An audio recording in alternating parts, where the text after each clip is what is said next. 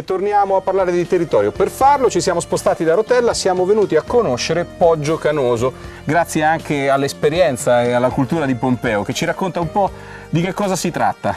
Poggio Canoso è una delle 3 frazioni di Rotella, è un borgo medievale molto antico, da qui anche il nome Poggio Antico, dal latino canus, poggio invecchiato, oppure dalla forma del luogo rannicchiato come un cane, quindi il poggio roccioso, poggio del cane, Poggio Canoso. Quindi ha un'etimologia non certissima. Ecco, si tratta di un borgo che è stato costruito veramente nell'antichità, stiamo parlando del VI secolo? Le notizie più antiche risalgono all'anno 1000, ma prima ancora molto probabilmente con l'invasione dei Longobardi fu costruito dopo il 578 d.C., praticamente furono costruiti i borghi a protezione della città di Ascoli, soprattutto dai fuoriusciti della città di Ascoli. Fuoriusciti per che motivo? Perché i Longobardi avevano messo a ferro e fuoco la città e quindi per salvare la pelle fuggirono intorno all'Ascensione. La parte più antica rimanente di questo Poggio Canoso è un arco.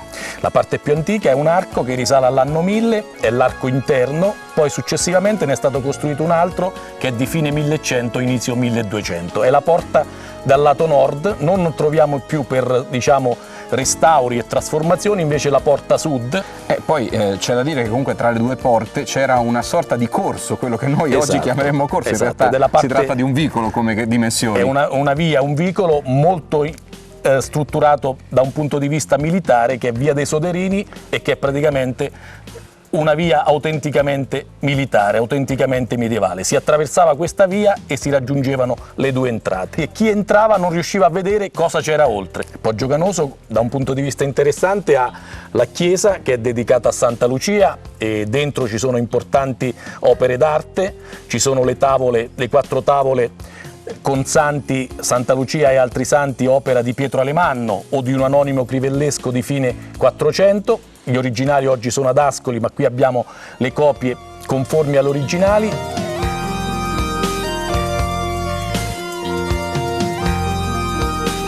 Un crocifisso del 1500, ligneo, molto bello, la statua di Santa Lucia in legno policromo, colorato, molto bella, e altre tele che sono del 700, la Madonna del Rosario e una Madonna con santi. In più un dipinto di San Rocco proveniente dalla chiesina rurale di San Rocco. Ecco, proprio di questa volevo parlare, perché poi fuori dall'abitato di Poggio Canoso, a poche decine di metri, c'è una piccola chiesa. Sulla strada che portava al capoluogo, portava a Rotella, c'è la chiesina di San Rocco, nasce nel periodo delle pestilenze, quindi quando si facevano gli ex voto verso appunto il protettore dalla peste e dalle epidemie che era San Rocco, e lì abbiamo visto più strati di affreschi, la Madonna in trono con il bambino e sopra appunto l'affresco dedicato a San Rocco. La chiesa è posta proprio sulla strada che dal paese portava a Rotella, quindi una vecchia strada di campagna che era molto importante. Poggio Canoso ha subito l'emigrazione nel periodo in cui si andava fuori per